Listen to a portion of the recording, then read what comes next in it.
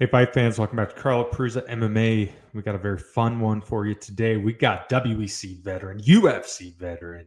He is Mr. C4, Jamie Varner in the house. Jamie, what's going on, brother?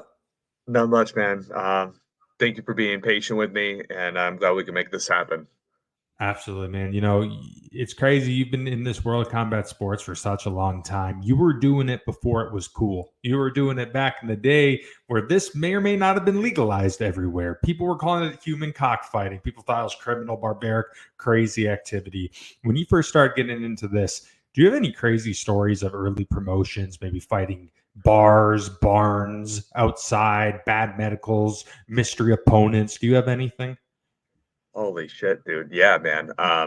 Let's just start at the very beginning. My very first fight, I was a senior in high school, and I had decided that I wanted to do at least one cage fight.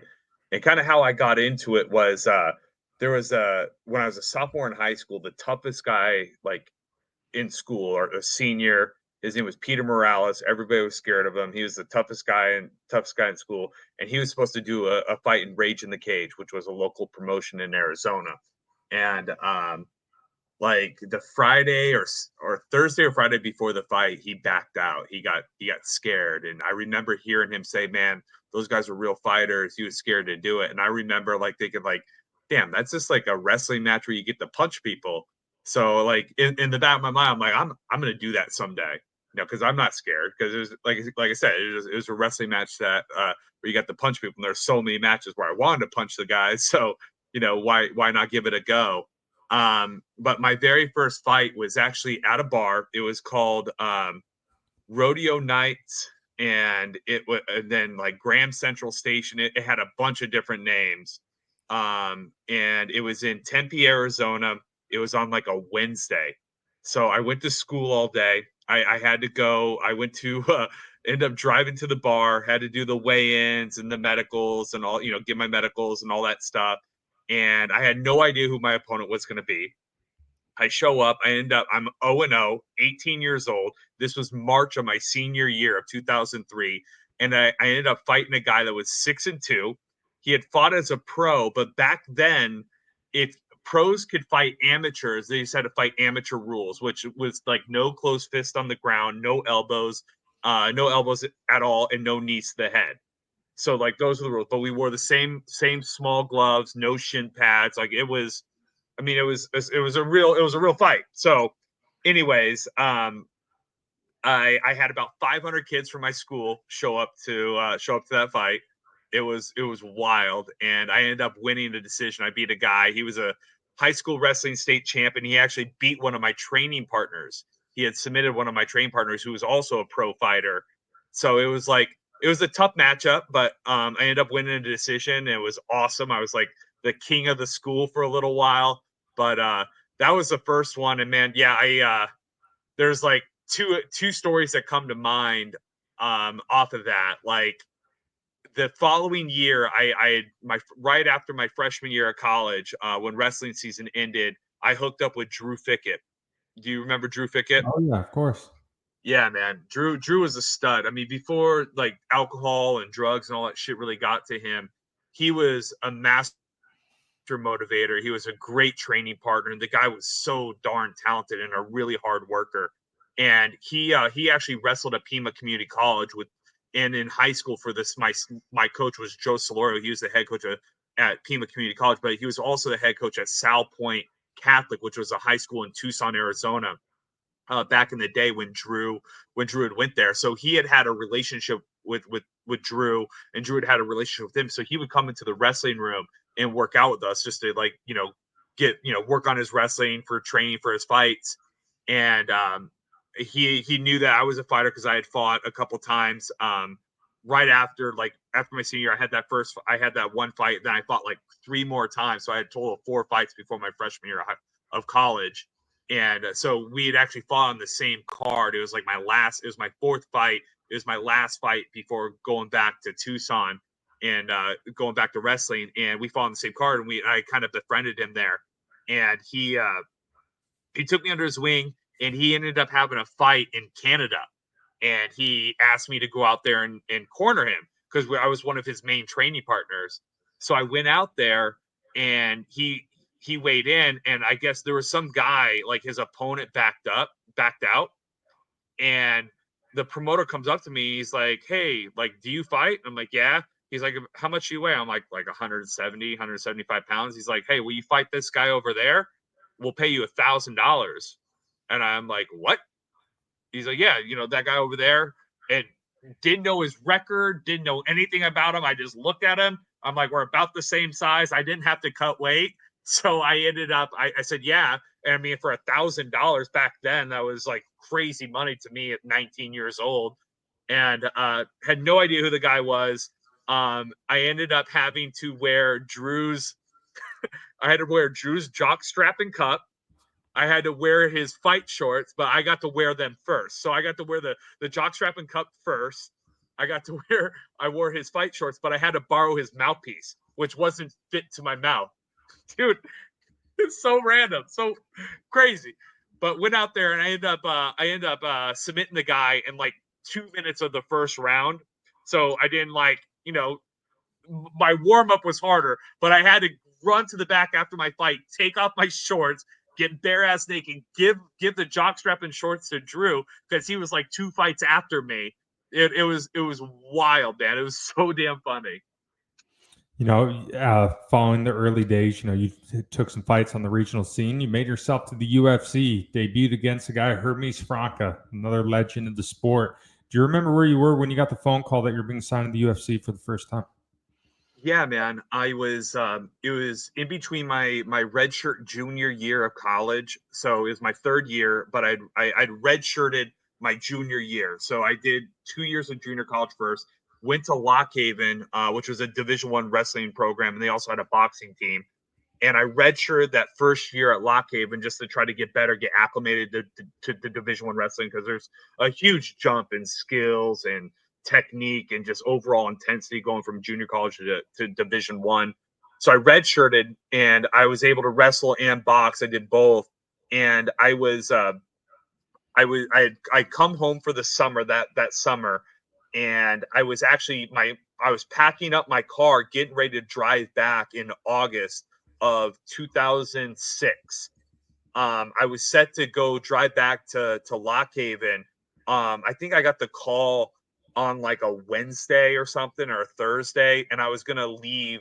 I was gonna leave that Friday to start driving to get back to school by Monday, because they had like this preseason fall wrestling that just they wanted us back there so we could get in the room and start practicing and lifting. And I got that call from my trainer, like, hey, the UFC is looking for an opponent. Spencer Fisher was supposed to fight Hermes, and Spencer Fisher had gotten hurt, and they need a guy to fight in 2 weeks. And like, do you want to take it? And my dream was to fight in the UFC someday. So I said, hell yeah, I want it. And I thought Hermes was a beatable opponent. Um, so I called my college wrestling coach, and I told him, like, hey, dude, I got an opportunity to chase my dream and fight in the UFC. So I'm not going to be coming back next season, but thank you so much for everything. I had to call my boxing coach and tell him that I got an opportunity to fight in the UFC, and he hated it. He did not like it, because back then he used to call it wrestle boxing, and he just wasn't. He was a purist when it comes to the sport of boxing, and so yeah, I told everybody that I was going to do it, and yeah, that was it, man. I had that fight with Hermes. I ended up getting armbarred with like a minute and a half left of the third round in a fight I was winning. I think up until that point, I had the most takedowns ever in a 3 round fight. I think I took him down like 20 times. It was wild, but what everybody says about the UFC for the first time is true. Like, you get there and the lights are so bright, and you just like you have tunnel vision. I had this game plan because my hands were great. I had great boxing, but I got out there, and I remember walking out to the cage, and I saw Tim Duncan, the San Antonio Spur like legend, was right there as I was walking out to the cage. I saw him. I'm like, oh shit, this is for real.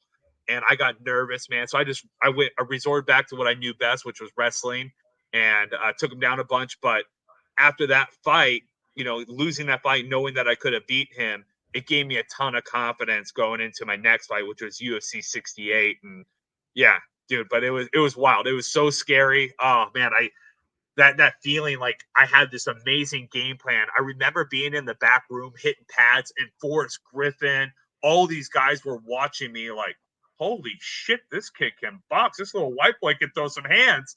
And there was like Ron Frazier, which was one of the boxing coaches for like Forrest and a bunch of those guys that trained at like Extreme Couture. He's like, damn, this white boy's got some hands. Like they were all watching me warm up because I was so good back then. And yeah, then I went out there and I don't think I threw one punch. I just think I double legged the guy like 20 times. It was wild. Following those two performances in the UFC, you found yourself in the WEC. Did some wonderful things. WEC was a promotion I enjoyed, greatly. I thought it was awesome for the sport back in the day. You found gold in the WEC. You took out Rob McCullough, became the champion. What was that moment like for you? I mean, it was probably the single greatest moment of my life as far as athletics is concerned. Um, it's definitely up there in the top three. I think the number one moment was winning a national title in boxing because I had taken second in high school for wrestling in state, very similar to Michael Chandler, never won a state title. Then I went to junior college. I took second in nationals in junior college. And so I had this cloud over me that's like, I was always the bridesmaid and never the bride. Like I just could never win the big one. So I finally won that national title in boxing and it gave me a little bit of confidence. But this was one of those huge moments. And I remember I used to have all the King of the Cage, Rumble on the Rock, DVDs and VHS tapes back in the day. And he was a part of that team punishment, which was Tiki Gonson fought in the UFC, Tito Ortiz. There's just a lot of monsters. Rico Rodriguez, a lot of monsters that came out of that Huntington Beach Training Center. And I remember like watching some of his kickboxing fights. He was like a 10-time world champion in kickboxing.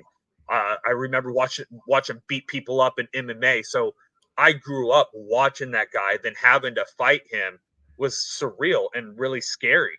And but going out there and in that first round at elevation, because I fought him in Albuquerque, which is like 5,500 feet above sea level, I tried taking him down. I tried taking him down a bunch that first round, and I couldn't hold him down. And I was like gassing myself out, like super tired. There's no way I was going to make it 5 minutes or 5 rounds at that pace.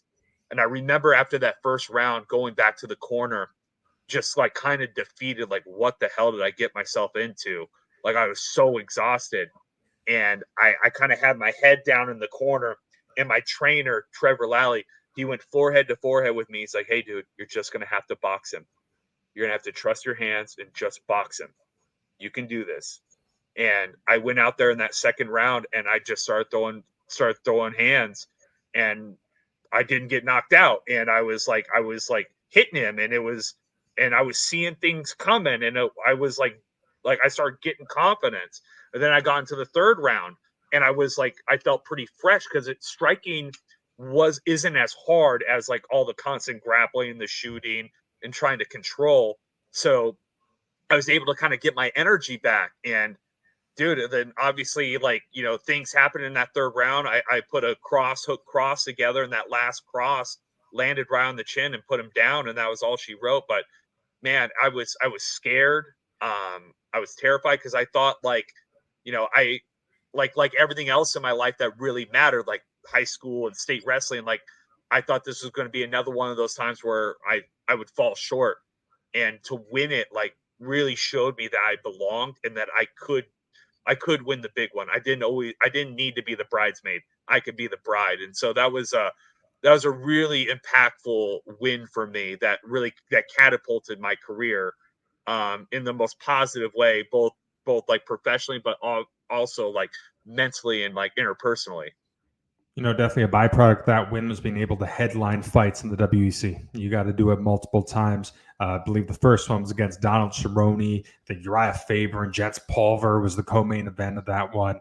Another fight you were able to find victory in. What was that moment like, being able to, headline your own show?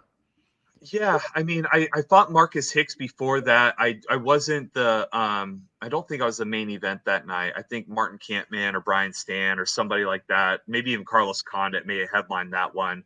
But that was a cool one because like Uriah Faber was the golden child and Jens Pulver was one of the fighters I looked up to. Like Jens Pulver, he was a little guy that could beat up big guys and he was a wrestler that had good boxing. So like I really looked up to Jens. I thought Jens was a legend. I remember when he beat BJ Penn and nobody thought he was going to win that fight, and seeing him win that fight, like I wanted to be just like Jens. And Jens Pulver was another one of those guys that wrestled in junior college first.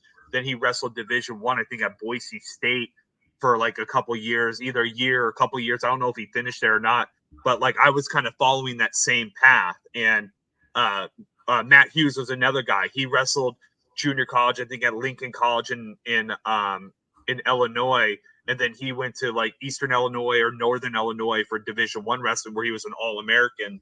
I think even 2-time All American. So like I had these guys that I looked up to had kind of gone that same path, but headlining that card in San Diego was surreal. Like because that's I never saw myself as like a big name guy. I never like thought I'd be a world champion. I never thought I would headline a card, whether WEC, UFC. That was never like my expectation. The whole reason why I got into that sport was to say I did it. And then the goal changed again. So it's like I had my very first fight. Okay, I fought once. Now it's like, okay, my next goal was to fight as a pro. Okay, I did that my fourth fight right before my freshman year of college. Then my fight after that was okay, let's make it to the UFC. And I ended up doing that.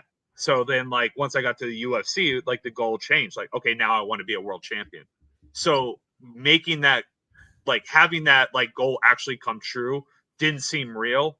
So neither did like headlining a card, especially against a guy like Donald Cerrone, who was on the Tap Out TV show, world champion kickboxer.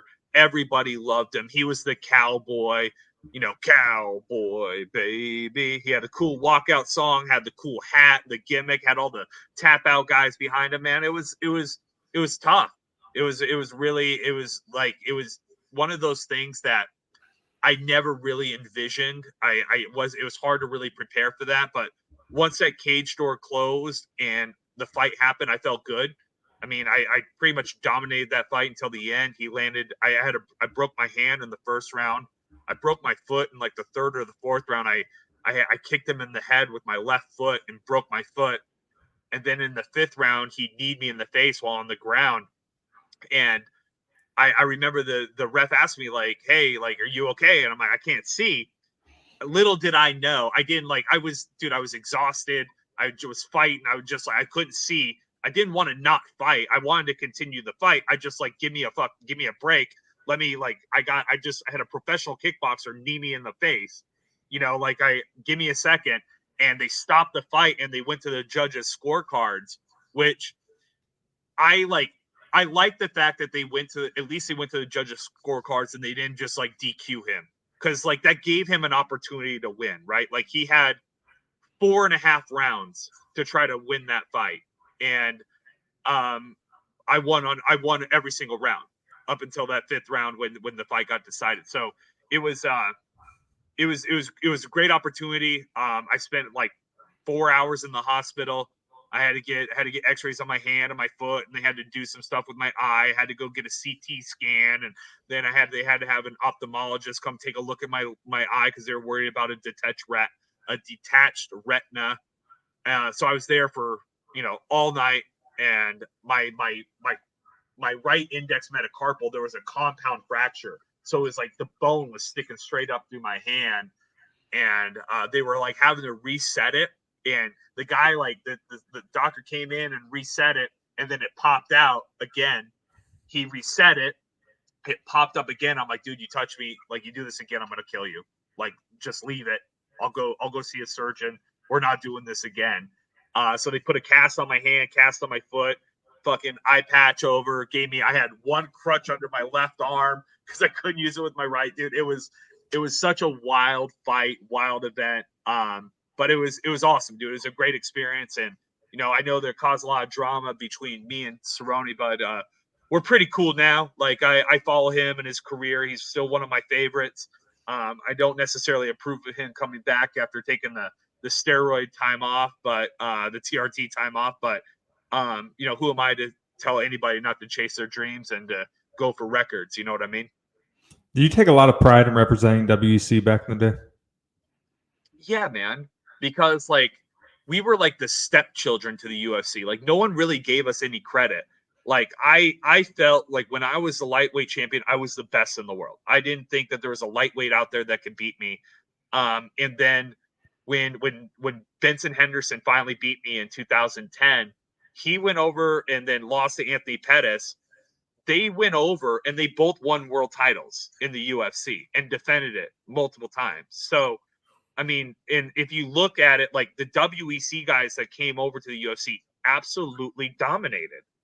They were the best, and so it was a great opportunity for me because like even because I had that break from 2010. I got cut. I didn't get back to the UFC until 2012. So I had got to see like 2 years of these guys that I'd fought and competed next to go in and have a ton of success. So it's like when I got back to the UFC, I knew I belonged there because I was like right there with all those guys. I was just as good, if not better, than a lot of those guys. You know, just anything can happen in a fight. You make one mistake, and all these guys are good enough to catch you. Like Ben Henderson, I had my head on the wrong side for that double. I had trained specifically to put my head on a specific side because of how good his guillotine was.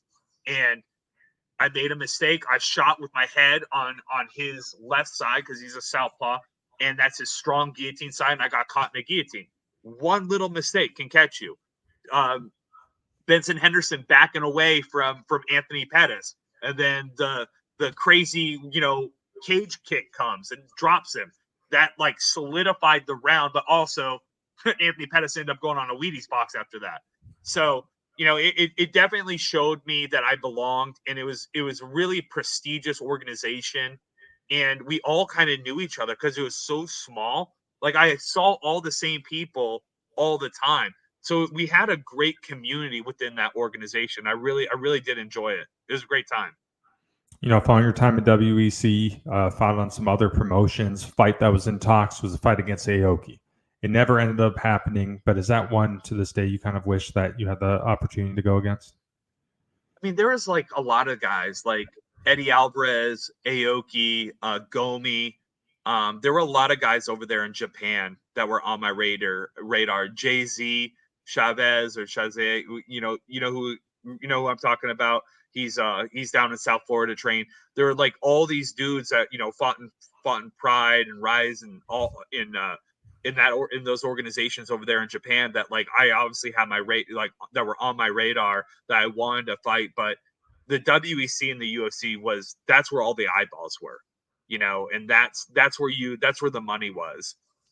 Also, I cut a lot of weight to make 155, so having to travel internationally, 14 to 17-hour flights, like that would have crushed me as far as cutting weight is concerned and trying to maintain my diet. So I'm grateful that I didn't do it, but it definitely was something that was on my radar. And there's definitely some matchups I wish I would have had just to have more people on my resume. Win or lose, like I always was in the fight. Even the fights that I lost, even the fights I got, like the fight I got knocked out in, I was in that fight. The Joe Lozon fight, the fights where I got submitted, I was in those fights. Shane Roller, I just dropped Shane Roller with the left hook, and I literally slipped on the mat, and he was able to take my back as he was getting himself back up, and was able to choke me. Joe Lozon got caught in a triangle. I was beating his ass. Hermes Franca, I was beating his ass. Got caught in an armbar. So even the fights that I lost, I was always in those fights. So yeah, man, it was there's a lot of like what ifs and a lot of things that I think about, but ultimately everything happened for a reason. I'm grateful to have had the career that I have, and that I made enough of an impact that people like you want to talk to me still. Before the second time in the UFC, you got to fight a friend, Drew Fickett. We talked about him a little bit earlier in the interview. How did it come apart? How did it come across that you guys were then combatants? Yeah, dude, that sucked. That I cried. That was a tough one because it wasn't the same Drew Fickett that had helped me train. Um, I was having a hard time finding fights. I was having a really hard time finding fights, and because like I was dangerous, right? Like if somebody was like, because we were all trying to get back to the UFC, no one wanted to fight someone as dangerous as me, especially at lightweight. I ended up losing to Dakota Cochran, but I fought that guy at a catch weight of at 175 pounds, I think, or 180 pounds. I forget what he weighed that day, but I was supposed to fight somebody else. Then the day of the weigh-ins, the guy I was supposed to fight like didn't show up. I don't know if he like some people say he went to jail. I don't know, but they're like they just threw Dakota at me, and I'm like, and I was weighing 160 pounds. I was like, I just had my last 4 pounds to cut to make 156, and I had to fight this guy to catch weight because I needed the money. But um, going in and fighting Drew was, I was having a hard time finding fights, and Drew was one of the guys, and he took it, and I was so surprised that he took it. But I was nervous, I was scared, but I knew that he wasn't the same guy. And I remember seeing him after the weigh-ins. I went and grabbed dinner with some of my buddies and my team that was with me at the time, and I remember hearing people say like they were like having to like his Drew's coaches were having to like physically restrain him from going to the bar after our weigh-ins. Like he did not take the fight seriously. He was just completely off the rails. And so I don't know if he ended up drinking that night. I just don't know. But I knew that he wasn't taking the fight seriously. So I had a lot of confidence that I was going to beat him. But I knew that it wasn't the same Drew that I had trained with that used to kick my ass all the time. Because that guy probably would have beat me.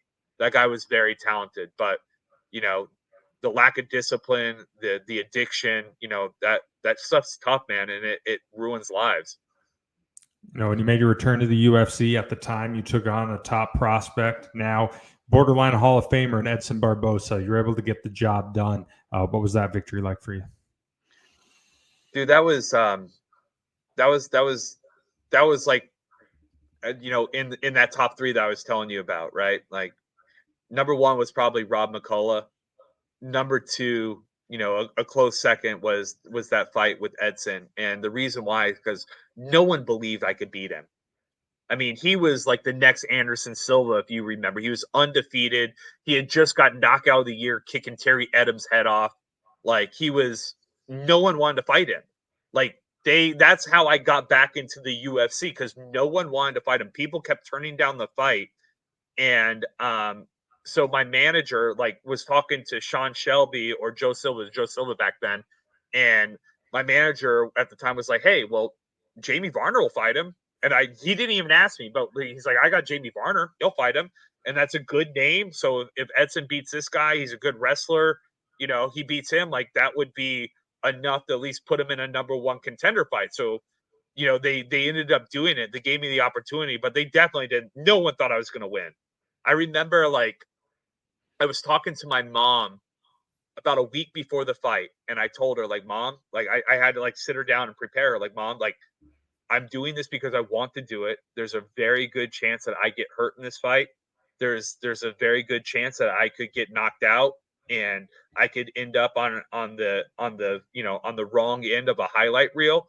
But I want to be here. I want to do this. This is my opportunity to get back to the UFC and try to, right some wrongs from my past." And so I sat her down, but I think there was like me and maybe two other people that believed I could beat him. Me, John Crouch, and Trevor Lally, like my coaches. And I'm not even sure if they really believed, but I'm pretty confident that John Crouch believed, but I'm not sure about my coach Trevor. But I had watched the Ross Pearson fight with Edson, and Ross had a lot of success with Edson just boxing him and moving forward. But Ross Pearson didn't have the threat of the takedown. So it's just a striking battle with Ross Pearson. And I thought that if I could just box him, move forward, and use my wrestling, I could use my punches to set up my takedown, but then I could also use my takedown to set up my punches. So I'm like, I have a shot, and I know I have dynamite in both hands. I can knock you out my right, I can knock you out my left. I knew I had to just touch him, But the thing was getting past those kicks. He was really fast, really athletic. So being able to actually land the shots was gonna be the difficult part. And trying to find training partners that could emulate Edson Barbosa is pretty damn tough, right? Because he's a freak athlete, super fast, and no one does the spinning back kick as fast as him. I brought in a couple Taekwondo guys to throw some spinning back kicks at me to like just so I could get prepared. But dude, it was wild. And after I won that fight, I remember leaving the cage and I saw my mom. She came running down from the stands and I gave her a big hug and she pissed herself. She was so fucking happy, so excited, just crying, going crazy, and she pissed herself. It was she's like, I have to go back to the hotel and change my pants, but I'm so proud of you, honey. I love you. It was wild, man. It was a really, really cool time. And that catapulted me, man. That really put me on the map. And it allowed me to get back in front of the fans. And because like everybody had this bad taste from the WEC and my fight with Donald and that rivalry. And no one really like I'd really lost favor with the fans. And after that fight, being able to get on the mic and just let people know how grateful I was to be there and the depths of despair that I had to overcome to get back.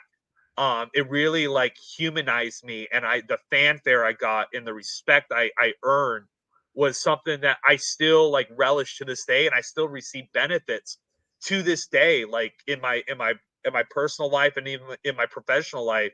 Like people will bring up that fight, and it's cool, man. It's definitely a feather in my cap for sure. You've been in so many entertaining fights, and I think that's why a lot of fans really like you, because when you fought, man, you brought on the show. You left it all out there in the cage. For me, favorite fight that you were ever in is one that you didn't actually win, is that fight against Joe Lozon. We talked about it a little bit, absolute war. If I remember correctly, did you guys hug going into the third round? I can't remember, but that sounds right. I mean, I had a lot of respect for Joe, but I was better than him. I mean, I took that fight on 2 weeks' notice. I was like 185 pounds and on a bar stool. When my manager called me, it was like, "Hey, dude, Joe Lozon's opponent just backed out. Like, do you want it?" And I'm like, "Yes," because I knew I could beat him. I knew I could beat him. Um, I gassed out, man. I just didn't have enough training. I didn't have a full training camp. But that was a tough fight. Still have a ton of respect for Joe, but that's one of those ones I wish I could have done again with a training camp, because that was a very winnable fight, especially for me back in that time, back in that day. The UFC's definitely evolved since the time that you were in it. Now Yeah. there's so many different shows. Obviously, the ESPN deal, the change of leadership, you see shows almost every single week. I interview a lot of guys. I think it's great that a lot of regional guys are getting their chance to be on the big stage, but I'm not sure who half these guys are, anymore. Do you feel like the mystique is not as what it was in your era of mixed martial arts? I think it's harder because the roster is 4 times bigger than when I was there, right? I think they have like 600 fighters under contract. Back in my day, there was like 150.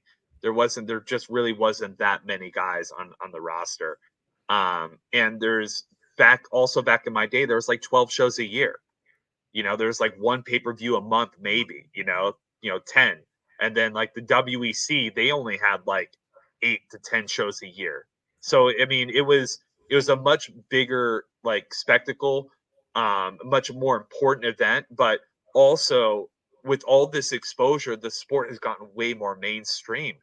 I mean, you're really seeing fighters like living in like making enough money, like Dustin Poirier. I remember when he was just a kid in the WEC. Dude, he's set for life now. Like that wasn't gonna happen. I mean, had the UFC not made the moves, gotten on ESPN, had the Ultimate Fighter shows not been so dang successful, like I don't know. I don't know where the sport would be, but I remember like when they got on Fox, like that was a huge deal getting on Fox.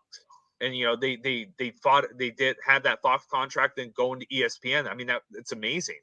And yeah, like there like people ask me, I was just talking to a current UFC fighter the other day. His name's Garrett. He's actually looking to make a transition into like medical sales. He wants to transition from fighting. He was asking me kind of what my like transition process was, what it was like, kind of like trying to mentor him a little bit, like looking for some advice, some direction.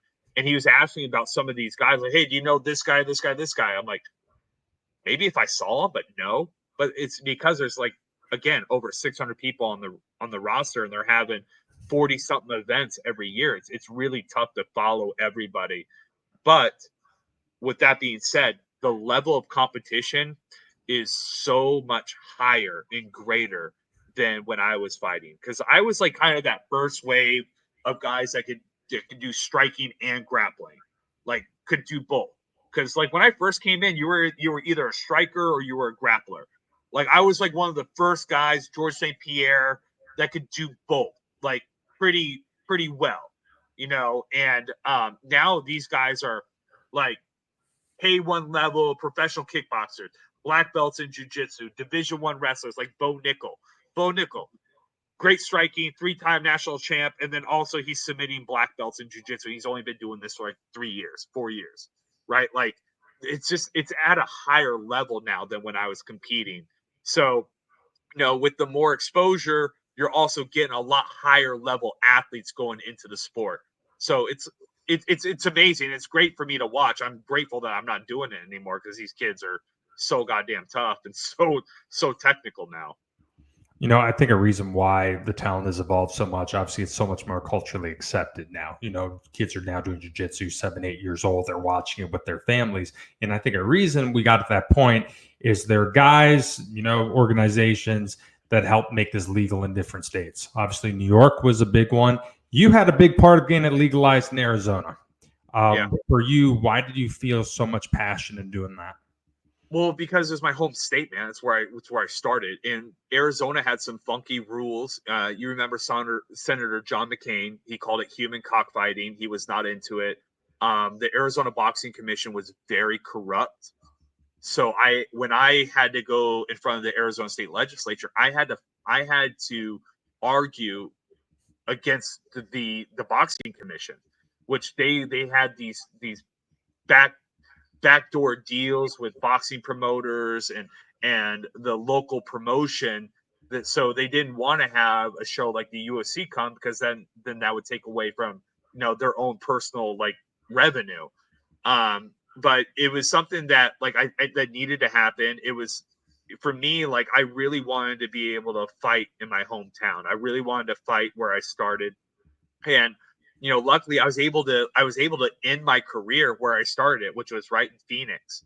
So I was really grateful for it. But it was cool. It was cool to be a part of it. It was cool to be a part of that history. That's not something that too many people know. Like if you do, like, I don't know if you looked it up on Wikipedia or whatever, but if you do Google it, you can see that I was a part of that. But yeah, man, it's cool to kind of be a part of that history, because every time I see a fight card that's in Phoenix, I know that happened because of me. So it's cool. I mean, not because of me, because eventually it would have happened. Just like in New York, there's a lot of politics and stuff like that with the the Fertitas and their casinos and the union and that kind of that shit. And there was somebody in New York that was blocking it, but I eventually would have gotten to Arizona. But the fact that it got into Arizona because of me and my testimony and my time, my effort, like that's pretty cool.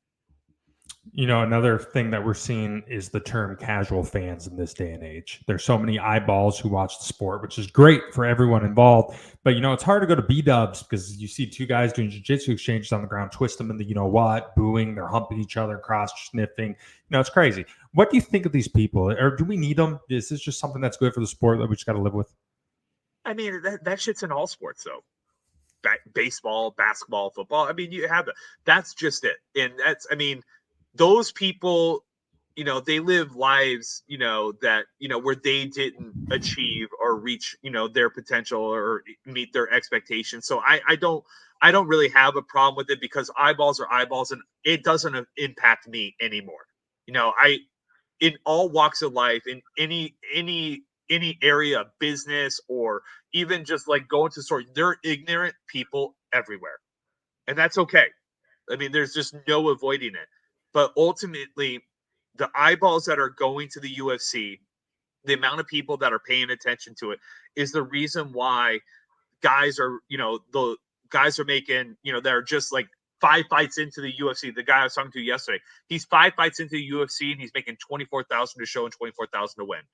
You know how much I was making 5 fights into the UFC and WEC? 10,000 and 10,000. So I mean, it's just a different ball game now. And and I'm grateful for those fans. Casual, fucking not casual guys that train and love it, that really follow the sport. You know what? The numbers are like it's all the same to me. All right, Jamie, last question for you, my friend. What are you up to these days? What's life for Mr. C4 in 2024? Yeah, man, that's a great question. Dude, it was a roller coaster after fighting, like trying to find myself, figure out what the hell I was going to do with my life. I dropped out of college, like I told you, right before my senior year. So like going into my 4th year of college, I dropped out. So I had to go back to school and finish my degree. I went and did that back in like 2016. And then after that, I got into medical sales, and I've been doing that pretty much since 2018. I started with Boston Scientific. Then I worked for a company called Bear for a couple of years. I worked for a company called Globus, which they're one of the market leaders in spine, both implants and robotics navigation technology. And now I'm actually with the startup company called Spinology, and I'm doing medical sales. I sell spine implants, and it was really hard to like learn how to be an employee. It was really hard to learn how to navigate the corporate structure. Like it's because I'm very like most fighters, like we see something, we just run for it, we do it. Like something needs to get done, you do it. Very driven, very motivated, aggressive, sometimes can come across as threatening, maybe overly too direct, like so learning how to navigate the corporate environment and learning like the kind of the disingenuous nature of it, they call it like learning to play the game. Like I had to learn to play the game, and that was really tough for me. That was a hard transition, but ultimately every job I've had, I've been really successful in. And I think and a lot of it has to do with my time in the UFC.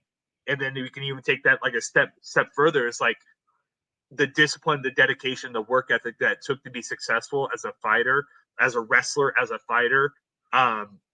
When you put that same type of intensity and that same type of work ethic into your professional life, into the corporate world and sales or whatever, like you can really make waves. And every job I've had, I've always exceeded quota. I've always surpassed expectations. Like the last quarter, I was the number 1 guy in my company. Just last quarter, I crushed it. And I'm fairly new with this company. I haven't been with it very long. My 2nd year with Globus, which is what, again, they're tied with Medtronic for market leader in spine. Out of 24 sales reps, I was number 10 in my first year. And in a territory that had been unproven. They had zero business done in that territory up until I got there.